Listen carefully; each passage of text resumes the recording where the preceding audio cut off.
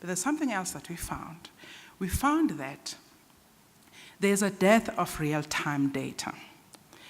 What we do in South Africa is that we measure, and by the way, it's not just South Africa alone, so I'm just saying South Africa because we are in South Africa and we're talking about the country that I live in every single day. So, if we were to talk about the globe, it's pretty similar. So there's a big hoo-ha about the matric results at the end of the year. It is too late. It's done, it's dusted.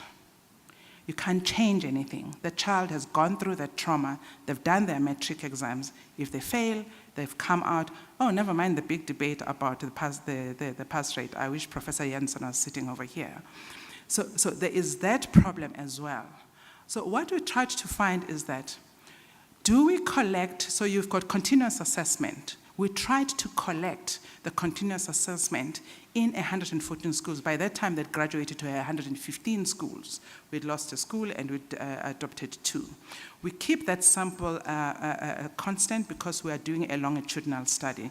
If you ask me how long the study is going to last, let me tell you it's going to last for as long as it is necessary, because it actually takes 30 years for an education system to actually churn out and measure what it is that you're trying to do.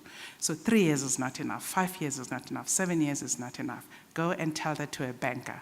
We're trying to do the impossible here.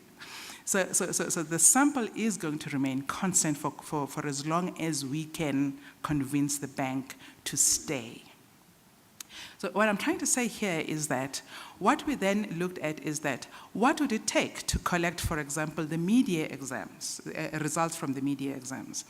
What are the problems that we found? The problems that we found is that, for example, there isn't a standardized fashion of collecting that data. So for example, Nomsa Masuku, if you collect the data in July this year, she is Nomsa Masuku, the following year she is N Masuku, etc., etc. So there isn't a systematic way where you can collect the data. The time that it took for us to go into the field, collect that data, clean out that data, systematize that data, impose a system on it, and actually begin to learn what it is telling us about the performance of learners, it took us 6 months to do that. By the end of 6 months, that is not real-time data.